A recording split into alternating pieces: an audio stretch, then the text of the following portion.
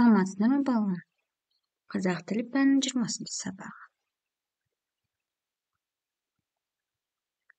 Дауыссыз дыбыстардың түрлері. Бүгінгі сабақта дауыссыз дыбыс түрлерін ажыратуды үйренеміз. 5-ші жаттығу мәтінді түсініп оқы. Гүлім мен Гүлсім. Бүгін анамыздың туған күні. Жұмыстан келгенше сыйлық әзірлейік, деді Гүлім. Дұрыс айтасың, бірақ әркім өздігінше дайындалсын, деді Гүлсім. Келістік. Гүлім ауладан бақ-бақ пен раушан гүлін теріп, қоңыр құмыраға салды. Ал Гүлсім түрлі түсті қағаздан гүл жасап сары құмыраға жиды. Әдемі бол. Анасы келгенде екі қыз сыйлықтарын алып алдынан жүгіріп шықты. Таласып қалды. Мен үлкенмін, сондықтан мен бірінші беруім керек, деді Гүлім. Жоқ, мен үйдің кішісімін, сол себепті мен бірінші беруім керек, деді Гүлсім. Екеуің де бірге сыйлаңдар, алтындарым. Өйткені бірлік түбі береке. Ниеттеріңе рахмет, деп анасы беттерінен сүйді. Ұртайып тұрған екі қыз жібіп, анасын туған күнімен құттықтады. Әлібек Байбол. Анасының сөзі қыздарына қалай әсер етті? Анасының сөзінен соң бұртайып тұрған екі қыз жібіп, анасын құттықтады, иә? Қарамен жазылған сөйлемдегі сөздерді дауысты және дауыссыз дыбыстарға ажырат. Гүлім ауладан бақ-бақ пен раушан гүлін теріп, қоңыр құмыраға салды. Осы сөйлем бізде мәтінде қарамен жазылған екен. Я? Көк түсті дыбыстар, дауыссыз дыбыстар, қызыл түсті дыбыстар, дауысты дыбыстар.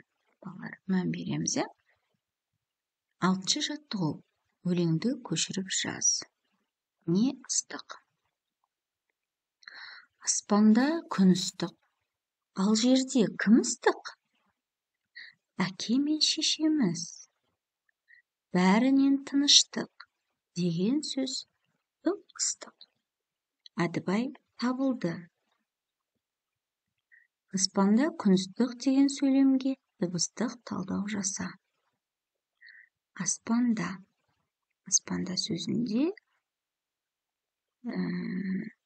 7 әріп, 7 дыбыс бар екен балалар. А жуан дауысты дыбыс, С қатаң дауыссыз дыбыс, П қатаң дауыссыз дыбыс, А жуан дауысты дыбыс, Н үнді дауыссыз дыбыс, Д ұяң дауыссыз дыбыс, А жуан дауысты дыбыс. Күн сөзінде 3 әріп, 3 дыбыс бар. К қатаң дауыссыз дыбыс, Ö жіңішке дауысты дыбыс, Н үнді дауыссыз дыбыс. Ыстық сөзінде 5 әріп, 5 дыбыс бар екен. Ы жуан дауысты дыбыс, С қатаң дауыссыз дыбыс, Т қатаң дауыссыз дыбыс, Қ қатаң дауыссыз дыбыс екен, балалар. Ал балалар, 7-ші жаттығу.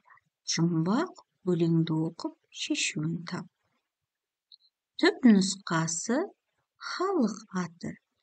Екі шеткі әрпін қысқартса, қазақтың қарты. Қарт сөзіне мәндес сөздерді тауып сөйлем құрап жаз. Түп нұсқасы халық аты, екі шеткі әрпін қысқартса, қазақтың қарты. Татар деген ұлт екен, татар. Татар сөзінде екі шеткі әрпін қысқартса, ата деген сөз шығады. Ал енді қарт сөзіне мәндес сөздер бізде қария, ақсақал, ата. Енді осы жерде қарт сөзімен сөйлем құрап көрейік. Қарт адамдарды құрметтеу керек. Ал жарайсыңдар балалар. 8-ші жаттығу. Көргөздерде жасырынған туыстық атауларды тауып жаз. Өзің қалаған бір сөзге дыбыстық талдау жаса. Ал балалар, бізде іні, қарындас, аға, ата, әпке, ана, әке, сіңлі, әже, немере, шөбере деген сөздер шықты. Бұл сөздердің ішінде ана деген сөзге дыбыстық талдау жасаймыз. А жуан дауысты дыбыс, н үнді дауыссыз дыбыс екен балалар. Балалар, осымен сабағымыз аяқталды. Арнамызға тіркеліп, лайк басуды ұмытпаңдар. Сау болыңдар балалар.